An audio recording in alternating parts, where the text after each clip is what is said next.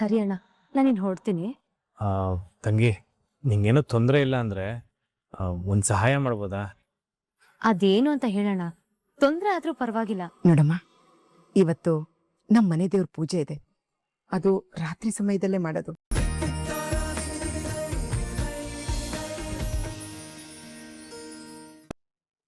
ರಾಮಾಚಾರ್ಯ ಅವರೇ, ಚಾರು ಅವರೇ, ತಪ್ಪದೆ ನಮ್ಮ ಮದ್ವೆಗೆ ಬರಬೇಕು. ಬರಲ್ಲ ರಾಘವರ್. ಮೊದಲನೇ ಸಲ ಮನ್ಸಿಲ್ಲದ ಮನ್ಸಲ್ಲಿ ನನ್ ಗಂಡ ಮುಹೂರ್ತ ಇಟ್ಕೊಟ್ಟಿದ್ದಾನೆ.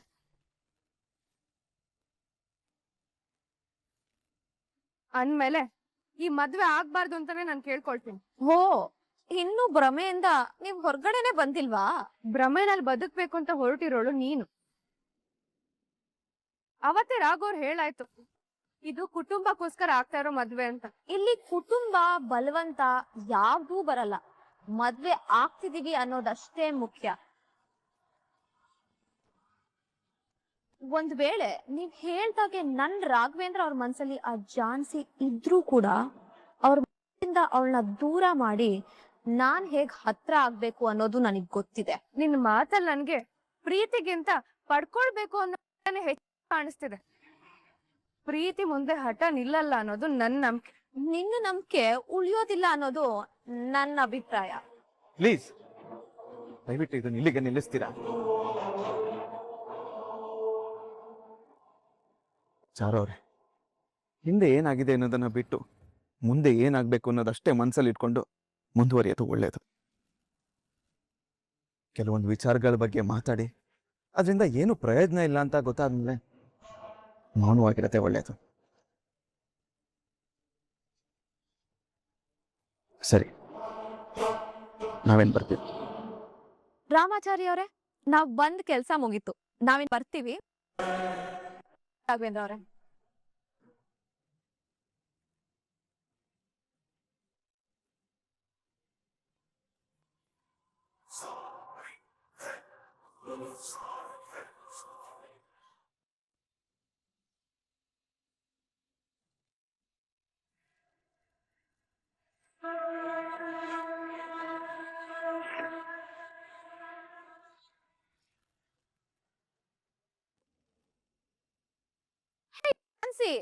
ನೀನೇನು ರಾಮಾಚಾರಿ ಮನೆವರೆಗೂ ಬಂದ್ಬಿಟ್ಟಿದ್ಯಾ? ನಾನೊಬ್ಳು ದಡ್ಡಿ, ಯಾಕೆ ಅಂತ ಕೇಳ್ತಾ ಇದೀನಿ ನೋಡು. ನೀನು ನಮ್ ಹಾಗೆ ಮದ್ವೆಗೆ ಮುಹೂರ್ತ ಇಡ್ಸೋಕ್ ಬಂದಿರ್ಬೇಕು ಅಲ್ವಾ? ಮೋಸ್ಟ್ಲಿ ಕಾಂಪಿಟೇಷನ್ ಇರ್ಬೇಕು. ಹೇಗಿದ್ರು ಡಿವೋರ್ಸ್ ಆಗಿದೆ. ರಾವ್ಗೆ ಮುಂಚೆ ಮದ್ವೆ ಆಗಿ ಟಾಂಗ್ ಕೊಡ್ಬೇಕು ಅನ್ಕೊಂಡಿದ್ಯೇನೋ ಅಲ್ವಾ? ರಾಘವೇಂದ್ರ ಅವ್ರೆ, ಜೀವನದಲ್ಲಿ ಎಲ್ರೂ ಇಷ್ಟೇನೆ. ಬದುಕಿದ್ರೆ ನಿನ್ ಜೊತೆನೆ, ನೀವಿಲ್ದೆ ಏನೂ ಇಲ್ಲ ಅಂತ ಹೇಳ್ದವ್ರೆಲ್ಲ ಮುಂದಕ್ ಹಾಗೆ ಇರಲ್ಲ ಅನ್ನೋದು ಗೊತ್ತಾಯ್ತಾ? ನಿಮ್ಮಿಂದ ದೂರ ಆದ ತಕ್ಷಣ ಬೇರೆ ಮದ್ವೆಗೆ ರೆಡಿಯಾಗಿ ಬಂದಿದ್ದಾಳೆ ನೋಡಿ. ಆದ್ರೆ ನಾನು ನಿಮಗ್ ಮದ್ವೆ ಆಗಿದೆ ಅಂತ ಗೊತ್ತಿದ್ರು ನಿಮ್ಗೋಸ್ಕರ ಹೋರಾಟ ಮಾಡ್ದೆ. ನೀವೇ ಬೇಕು ಅಂತ ಹಠ ಮಾಡಿ ದಕ್ಕಿಸ್ಕೊಂಡೆ. ಇದಕ್ಕೆ ಪ್ರೀತಿ ಅನ್ನೋದು. ನಿನ್ ಬಿಟ್ಟ ತಕ್ಷಣ ಇನ್ನೊಬ್ಬ ಗಂಡನ್ನ ಹುಟ್ಕೊಳ್ಳೋದು ಪ್ರೀತಿ ಅನ್ನಲ್ಲ. ಕಾಲಚಕ್ರ ತಿರುಗ್ತಿರ್ಬೇಕಾದ್ರೆ ಕೆಳಗಡೆ ಇರೋರು ಏನು ಮಾತಾಡ್ಬಾರ್ದು, ತಾಳ್ಮೆಯಿಂದ ಇರ್ಬೇಕು ಅಂತ ನಮ್ ತಾತ ಕಲ್ಸ್ಕೊಟ್ಟಿದ್ದಾರೆ. ಅದಕ್ಕೆ ಯಾವ್ದಕ್ಕೂ ನಾನು ಉತ್ತರ ಕೊಡೋದಿಲ್ಲ. ಬಟ್ ನಿನಗ್ ಸರಿಯಾದ ಉತ್ತರ ಕಾಲಚಕ್ರನೇ ಕೊಡುತ್ತೆ. ಆವಾಗ ನಾನ್ ಮಾತಾಡ್ತೀನಿ. ಏನು ಸಾಧಿಸ್ತೆ ಅನ್ನೋ ಭ್ರಮೆಲಿದ್ಯಲ್ಲ, ಅದನ್ನ ಹಾಗೆ ಮೇಂಟೈನ್ ಮಾಡ್ಕೊಂಡು ಹೋಗ್ತಿರು. ಪರವಾಗಿಲ್ಲ, ನನ್ನ ಮುಂದೆ ಸೋತ್ ನಿಂತಿದ್ರು ನಿನ್ ದುರಹಂಕಾರ ಕೊಬ್ಬು ಕರ್ಗಿಲ್ಲ ಅಲ್ವಾ? ತಾನಾಗೆ ಕರ್ಗುತ್ತೆ. ಬನ್ನಿ ರಾಘವೇಂದ್ರ ಅವ್ರೆ.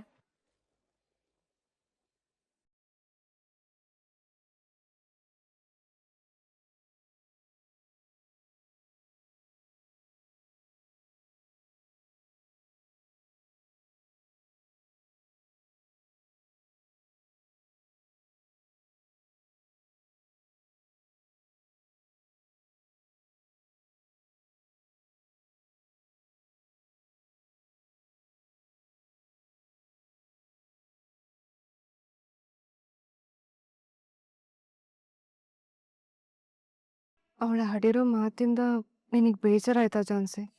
ಅವಳ ಮಾತಿಗೆ ನಾನು ತಲೆ ಕೆಡ್ಸ್ಕೊಳ್ಳೋದಿಲ್ಲ. ಯಾಕಂದ್ರೆ ಅವಳು ಒಂದ್ ರೀತಿ ವಿಕೃತ ಸಂತೋಷಿ ಅಂತ ನೋಡಿ ಆ ಕ್ಯಾಟಗರಿಗೆ ಸೇರ್ತೋಳು. ಸದಾ ಬೇರೆಯವ್ರ ಕಾಲು ಎಳೆಯೋದಕ್ಕೆ ನೋಡ್ತಿರ್ತಾಳೆ. ಆದ್ರೆ ನಿನ್ ಮುಖದಲ್ಲಿ ಏನೋ ಟೆನ್ಷನ್ ಕಾಣ್ತಾ ಇದೆಯಲ್ಲ, ಏನಾಯ್ತು ತಂಗಿ? ಇಷ್ಟು ದಿನ ಬೇರೆ ಟೆನ್ಷನ್ ಇತ್ತು, ಆದ್ರೆ ಈಗ ಇನ್ನೊಂದ್ ರೀತಿನ ಟೆನ್ಷನ್ ಶುರುವಾಗಿದೆ. ಅದೇ ಏನಾಯ್ತು ಜಾನ್ಸಿ? ಇವತ್ತು ನಮ್ಮ ಮನೇಲಿ ತಾತ ನಿನ್ನ ಜೀವನದ ನಾಟಕದಲ್ಲಿ ಮತ್ತೊಂದು ಪಾತ್ರ ಬಂದು ಸೇರ್ಕೊಂಡ್ರೆ ತುಂಬಾ ಚೆನ್ನಾಗಿರುತ್ತಲ್ವಾ?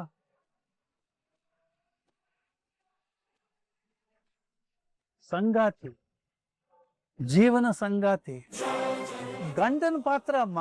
ನನ್ನ ಮಗ ಪ್ರಣವ್ನ ನಿನ್ ಮದ್ವೆ ಆದ್ರೆ ಎಲ್ಲ ಚೆನ್ನಾಗಿರುತ್ತೆ ಅಂತ. ತಾತ ಈ ರೀತಿ ಪ್ರೆಷರ್ ಹಾಕೋದಕ್ಕೆ ಶುರು ಮಾಡಿದ್ದಾರೆ. ಸದ್ಯಕ್ಕೆ ನಂಗೆ ಆ ಯೋಚನೆ ಇಲ್ಲ ಅಂತ ಹೇಳಿ ಬಂದಿದ್ದೀನಿ. ಆದ್ರೆ ಈ ವಿಷಯ ಇಲ್ಲಿಗೆ ನಿಲ್ಲಲ್ಲ ಅಂತಾನೂ ಗೊತ್ತು. ಇದೇ ವಿಷಯ ಇಲ್ಲಿ ಮಾತಾಡ್ತಾರೆ. ಯಾವ ಜಾಗನೂ ಖಾಲಿ ಬಿಡಬಾರ್ದು ಅನ್ನೋದು ಮನೆಯವ್ರ ಉದ್ದೇಶ ಆಗಿರುತ್ತೆ ತಂಗಿ. ನಮ್ಮ ಮನೆಯವ್ರಿಗೆ ನಾವು ಯಾವಾಗಲೂ ಚೆನ್ನಾಗಿರ್ಬೇಕು ಅನ್ನೋ ಉದ್ದೇಶ ಇರುತ್ತೆ. ಹಾಗಾಗಿ ನೀನು ಒಂಟಿಯಾಗಿರೋದು ಅವ್ರಿಗೆ ನೋಡಕ್ ಆಗಿರಲ್ಲ. ಅದಕ್ಕೆ ಈ ಪ್ರಸ್ತಾಪ ಮುಂದೆ ಇಟ್ಟಿರ್ತಾರೆ. ರಾಘು ದೈಹಿಕವಾಗಿ ನನ್ನಿಂದ ದೂರ ಆಗಿರ್ಬೋದು ಅಣ್ಣ, ಆದ್ರೆ ಮಾನಸಿಕವಾಗಿ ನನ್ ಜೊತೆಲೇ ಇದ್ದಾನೆ. ನನ್ ಮನ್ಸು ಖಾಲಿ ಇದ್ದಿದ್ರೆ ತಾತ ಹೇಳಿದ್ರ ಬಗ್ಗೆ ಯೋಚನೆ ಮಾಡ್ಬೋದಿತ್ತು. ಆದ್ರೆ ನನ್ ಮನ್ಸು ಖಾಲಿ ಇಲ್ಲ ಅಣ್ಣ. ಜಾನ್ಸಿ, ಕೆಲವೊಂದ್ಸಲಿ ಒಂಟಿತನ ಕೊಡೋ ನೋವಿದ್ಯಲ್ಲ, ಅದರಷ್ಟು ನರ್ಕ ಬೇರೆ ಯಾವುದೂ ಇಲ್ಲ. ತಾತ ಅವ್ರ ಅನುಭವದ ಆಧಾರದ ಮೇಲೆ ಹೇಳಿರ್ತಾರೆ. ಅವ್ರು ಹೇಳಿದ್ರಲ್ಲಿ ನನಗೆ ತಪ್ಪು ಅನ್ಸಿಲ್ಲ. ತಾತ ಹೇಳಿದ್ದು ತಪ್ಪು ಅಂತ ನಾನು ಹೇಳ್ತಿಲ್ಲ, ಆದ್ರೆ ಅದನ್ನ ಎಕ್ಸೆಪ್ಟ್ ಮಾಡ್ಕೊಳ್ಳೋ ಮನಸ್ಥಿತಿಲಿ ನಾನಿಲ್ಲ. ಅದು ನಮ್ಗೆ ಅರ್ಥ ಆಗುತ್ತೆ ತಂಗಿ. ಆದ್ರೆ ಮನೆಯವರು ನಿನ್ಗೆ ಇನ್ನೂ ಜೀವನ ಇದೆ ಅನ್ನೋದನ್ನ ಯೋಚನೆ ಮಾಡಿ ಆ ಮಾತು ನಿನ್ಗೆ ಹೇಳಿರ್ತಾರೆ. ಆದ್ರೆ ಇಲ್ಲಿ ನಿರ್ಧಾರ ಮಾಡ್ಬೇಕಾಗಿರೋದು ನೀನೆ. ಯಾಕಂದ್ರೆ ಬದುಕು ನಿಂದು, ಜೊತೆಗಿದ್ದು ಬಾಳ್ಬೇಕಾದವಳು ನೀನು. ಹಾಗಾಗಿ ಆಯ್ಕೆನೂ ನಿಂದೇ ಆಗಿರ್ಬೇಕು.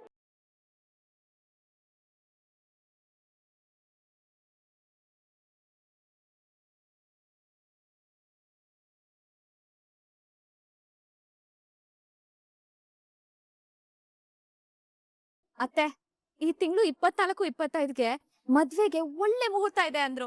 ಅದನ್ನೇ ಫೈನಲ್ ಮಾಡಿ ಬಂದಿದ್ದೀನಿ. ಹೌದಾ? ನೀನೊಂದ್ ಮಾತು ಹೇಳಿದ್ರೆ ನಾವೆಲ್ಲರೂ ಒಟ್ಟಿಗೆ ಹೋಗಿ ಮುಹೂರ್ತ ಇರಿಸ್ಬೋದಾಗಿತ್ತಲ್ವಾ? ಇಷ್ಟು ದಿನ ಎರಡು ಮನೆ ದೊಡ್ಡೋರ್ ಸೇರಿ ಏನ್ ಮಾಡಿದೀರಾ ಅನ್ನೋದ್ ಕಣ್ ಮುಂದೆನೆ ಇರ್ಬೇಕಾದ್ರೆ ಕಾಯ್ಕೊಂಡ್ ಕೂರ್ಬೇಕಾ ದೊಡ್ಡತ್ತೆ? ಅಂದ್ಮೇಲೆ ನಮ್ ಮದ್ವೆನ ನಾವೇ ಮಾಡ್ಕೊಳ್ಳೋದು ಒಳ್ಳೇದಲ್ವಾ? ನೀನ್ ಸೂಪರ್ ಬಿಡಮ್ಮ. ತುಂಬಿದ ಕುಟುಂಬದಲ್ಲಿದ್ರು ಒಂದ್ ರೀತಿ ಒಂಟಿಯಾದ ನಿರ್ಧಾರ ತಗೊಂಡ್ಬಿಡ್ತೀಯ. ಕೆಲವೊಂದ್ಸಲ ರೀತಿ ನೀತಿಗಳಿಗಿಂತ ಗೆಲ್ಲೋದ್ ಮುಖ್ಯ ಆಗುತ್ತೆ ದೊಡ್ಡ ಮಾವ. ರಾಘವೇಂದ್ರ ಅವ್ರನ್ನ ಬಿಟ್ಕೊಡೋದಕ್ಕೆ ಇಷ್ಟ ಇಲ್ಲ. ಆಗ್ಲೇ ಹೇಳ್ದಲ್ಲಮ್ಮ, ನೀನ್ ಸೂಪರ್ ಬಿಡಮ್ಮ. ಅಂದ್ಕೊಂಡಿಂದ ಸಾಧಿಸ್ಬಿಡ್ತೀಯ. ಒಟ್ನಲ್ಲಿ ಹೇಳ್ಬೇಕು ಅಂದ್ರೆ ನೀನು ಮಂಜುಳನ್ನೇ ಒಂದ್ ಕೈ ಮೀರಿಸ್ಬಿಡ್ತೀಯ. ಬಾಬಾ, ಈಗ ಆ ಮಾತೆಲ್ಲ ಯಾಕೆ? ಮದ್ವೆಗೆ ಜಾಸ್ತಿ ದಿನ ಇಲ್ಲ, ಮದ್ವೆ ತಯಾರಿ ಬಗ್ಗೆ ಮಾತಾಡಿ. ಮಂಜುಳ, ನಮ್ಮ ಅನಿತಾ ಇರ್ಬೇಕಾದ್ರೆ ನಾವು ಅದ್ರ ಬಗ್ಗೆ ಯಾಕೆ ತಲೆ ಕೆಡಿಸ್ಕೋಬೇಕು?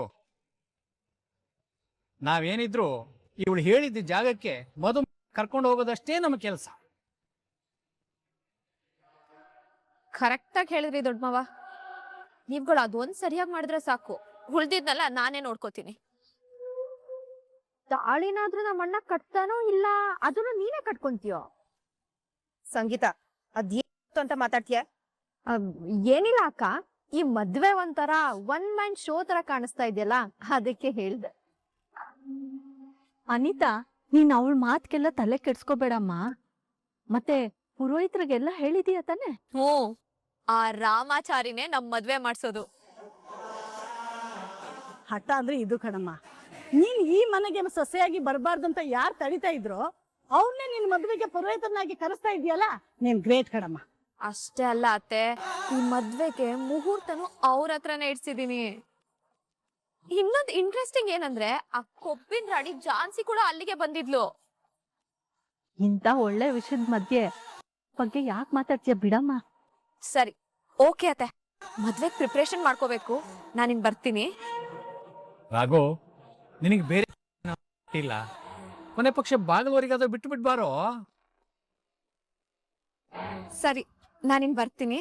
ಅತ್ತೆ, ಮಾವ, ಅಜ್ಜಿ, ಪಲ್ಲವಿ, ಎಲ್ರಿಗೂ ಬಾಯ್. ಬಾಯ್. ಬಾಯ್ ಸಂಗೀತ.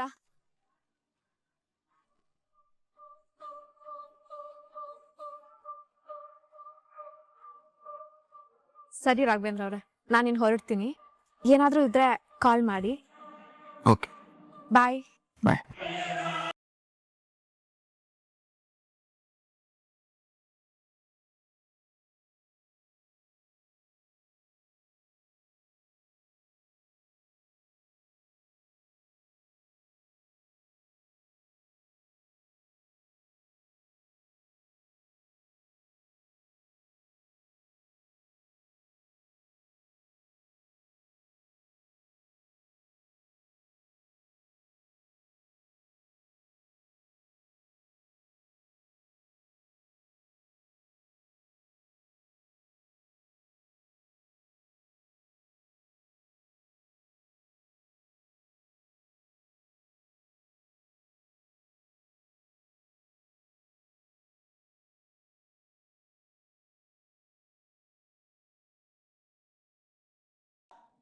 ಸರಿ ಅಣ್ಣ, ನಾನಿನ್ ಹೊರಡ್ತೀನಿ. ತಂಗಿ, ನಿಂಗೇನೋ ತೊಂದರೆ ಇಲ್ಲ ಅಂದ್ರೆ ಒಂದು ಸಹಾಯ ಮಾಡ್ಬೋದಾ? ಅದೇನು ಅಂತ ಹೇಳೋಣ. ತೊಂದ್ರೆ ಆದ್ರೂ ಪರವಾಗಿಲ್ಲ. ನೋಡಮ್ಮ, ಇವತ್ತು ನಮ್ಮ ಮನೆ ದೇವ್ರ ಪೂಜೆ ಇದೆ. ಅದು ರಾತ್ರಿ ಸಮಯದಲ್ಲೇ ಮಾಡೋದು. ಅದು ಇವತ್ವರೆಗೂ 1 ವರ್ಷನೂ ಆ ಪೂಜೆ ತಪ್ಸೇ ಇಲ್ಲ ನಾವು. ಈಗ ಆ ಪೂಜೆಗೆ ನಾನು ರಾಮಾಚಾರಿ ಹೋಗ್ತಾ ಇದೀವಿ. ಗರ್ಭಿಣಿ ಹೆಣ್ಣು ಚಾರು ಒಬ್ಳೆ ಮನೇಲಿರ್ತಾಳೆ. ನೀನ್ ಇವತ್ತು ಒಂದಿನ ಅವಳ ಜೊತೆಲಿ ಇರಕ್ಕಾಗತ್ತಮ್ಮ?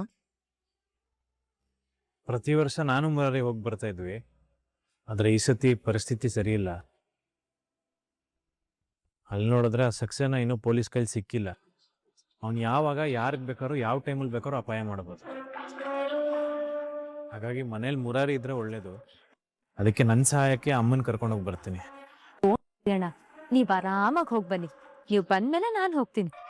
ಥ್ಯಾಂಕ್ಸ್ ತಂಗಿ. ಮನೇಲಿ ನಾವ್ ಆರಾಮಾಗಿರ್ತೀವಿ, ನೀವು ಹುಷಾರಾಗಿ ಹೋಗ್ ಬನ್ನಿ. ಸರಿ ಮೇಡಮ್. ಲೋ ಮುರಾರಿ, ನಿನ್ನೆ ನಂಬಿ ಇವ್ರನ್ನ ಬಿಟ್ಟು ಹೋಗ್ತಾ ಇದ್ದೀನಿ. ತುಂಬ ಎಚ್ಚರಿಕೆಯಿಂದಿರು. ನನ್ನನ್ನು ದಾಟಿ ಯಾರು ಚಾರು ಹೊತ್ತಿಗೆ ಹತ್ರ ಬರೋಕ್ಕಾಗಲ್ಲ. ನನ್ನ ಪ್ರಾಣ ಹೊತ್ತೆ ಇಟ್ಟು ಕಾಪಾಡ್ತೀನಪ್ಪ. ಮುರಾರಿ, ಮುಸ್ಸಂಜಲಿ, ಏನೋ ಇದು? ಪ್ರಾಣ ಒತ್ತೆ ಇಡೋ ಮಾತೆಲ್ಲಾಡ್ತಿದ್ಯಾ? ಬಿಡ್ತು ಅನ್ನು. ಸರಿ ಅಮ್ಮ, ನಾನಿಲ್ಲಿ ರಾಮಬಂಟ ಹನುಮಂತನ ತರ ಕಾವಲಾಗಿರ್ತೀನಿ. ಸರಿ, ಏನೇ ಇದ್ರು ಫೋನ್ ಮಾಡಿ. ಚಾನ್ಸಿ, ಚಾರು ತುಂಬಿದ ಗರ್ಭಿಣಿ, ಯಾವಾಗ್ಲೂ ಅವಳ ಪಕ್ಕದಲ್ಲೇ ಇರಮ್ಮ. ಸರಿ ಅಮ್ಮ. ಮುರಾರಿ, ನಾ ಹೊರಡ್ತೀವಿ ಮನೆ ಕಡೆ. ನೋಡು, ನಾವು 3 ಜನ ಇದ್ದೀವಿ. ನೀನ್ ಟೆನ್ಷನ್ ಮಾಡ್ಕೊಳ್ಬೇಡ, ನೀ ಆರಾಮಾಗಿ ಹೋಗ್ಬಾರ್ದು.